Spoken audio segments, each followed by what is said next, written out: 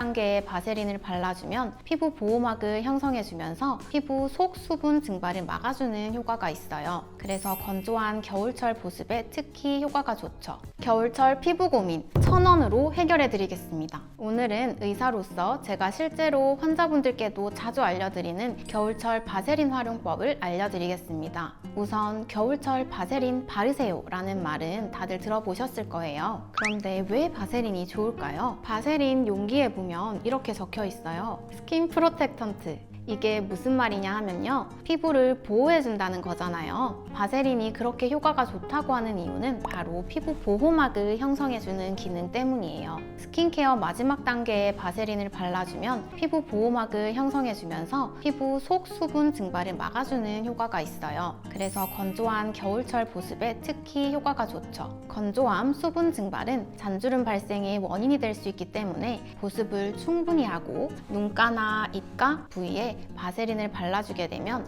잔주름을 예방하는 효과도 있답니다. 그렇다면 바세린 어떻게 사용하면 효과적일까요? 제가 딱 3가지로 알려드릴게요. 먼저 스킨케어에 활용하는 방법인데요. 실제로 다이소에 가보면 여러 가지 타입의 바세린이 많은데요. 알로에, 코코아 버터, 베이비 제품 등등이 있지만 저는 그냥 첨가물 없는 오리지널 제품을 사용해요. 100% 페트롤륨 젤리로 된 제품이라 피부에 자극이 제일 덜하고 바세린 자체만의 역할에 충실하기 때문인데요. 우선 바세린을 사용하기 전에 깨끗하게 세안해주는 게 필수입니다. 피부에 잔여 노폐물이 있는 상태에서 바세린을 도포하게 되면 노폐물 위에 피부 보호막을 씌우는 거라서 노폐물이 배출되지 못해 트러블의 원인이 될 수 있어요. 클렌징 밀크와 클렌징 폼으로 2차 세안을 꼼꼼하게 해줍니다. 스킨케어 단계 전에는 손을 최대한 깨끗한 상태에서 해주는 게 중요한데요. 각자의 피부 타입에 맞는 스킨케어를 토너 단계부터 세럼, 수분크림까지 모두 다 발라주세요. 제 자세한 스킨케어 루틴이 궁금하시다면 이전 영상을 참고해주세요. 그 후 바세린을 깨끗한 새 면봉으로 새끼손톱 절반 정도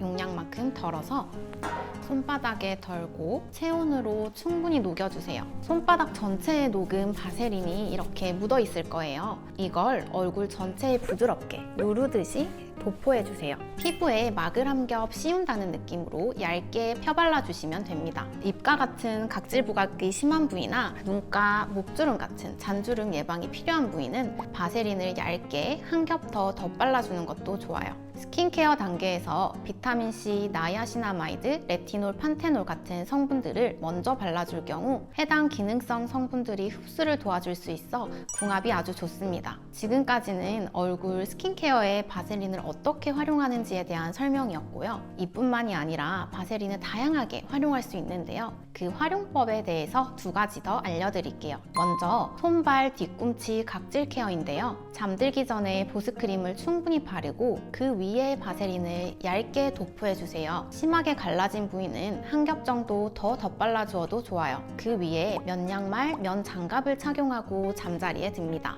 아침에 일어나면 각질 부각이 잠잠해지고 갈라진 부위도 부드러워지는 걸 확인하실 수 있어요. 꾸준하게 하면 물리적으로 상처 내면서 각질 제거를 하지 않고도 발 뒤꿈치와 손이 부드러워지는 걸 확인하실 수 있을 거예요. 그리고 마지막 3번째는 저만의 바세린 꿀팁인데요. 향수의 지속력을 높이는 데 활용할 수 있어요. 저는 향수를 너무 좋아해서 이 방법을 자주 사용하고 있는데요. 먼저 향수를 뿌릴 부위에 보습제로 살짝 촉촉한 상태를 만들어주세요. 저는 보통 향수를 귀 뒤나 손목 안쪽 부위에 바르는 편인데요. 해당 부위에 보습제를 바른 후 그 위에 바세린을 아주 얇게 펴발라주시면 돼요. 묻어남이 없을 정도로 살짝 광이 도는 정도면 충분해요. 이후 바세린을 바른 부위에 향수를 한 1, 2회 정도 분사해서 자연 건조시켜줍니다. 이렇게 하면 좋은 향기를 하루 종일 지속하는 데 도움이 돼요. 제가 지금까지 바세린의 장점만 이야기해서 바세린이 맞는 같지만 모든 피부에 다 맞는 건 아니에요. 특히 조심해야 할 분들이 있어요. 우선 여드름이나 지성 피부 있으신 분들, 바세린이 수분을 잡아주는 건 좋은데 동시에 피지 배출구를 막을 수 있어서 여드름이 더 올라올 수 있어요. 특히 T존은 피지 분비가 많기 때문에 바르는 걸 추천드리지 않고 유존주의로 아주 얇게 바르는 걸 추천드려요. 처음 쓰실 때는 소량부터 테스트해가면서 피부 반응을 꼭 확인해주세요. 그리고 또 하나, 바세린 바르면 주름이 펴지나요? 하고 많이 물어보시는데 이미 자리 잡은 주름은 바세린으로 없어지지는 않습니다. 대신 건조해서 더 깊어지는 걸 막아주는데 꽤 도움이 돼요. 그러니까 주름을 펴기보다는 악화되지 않게 관리해주는 느낌이라 생각하시면 돼요. 마지막으로 위생 문제도 정말 중요합니다. 손가락으로 막 계속 퍼서 쓰면 세균이 쉽게 번식할 수 있어서 장기간 쓰실 때는 꼭 스패츌러나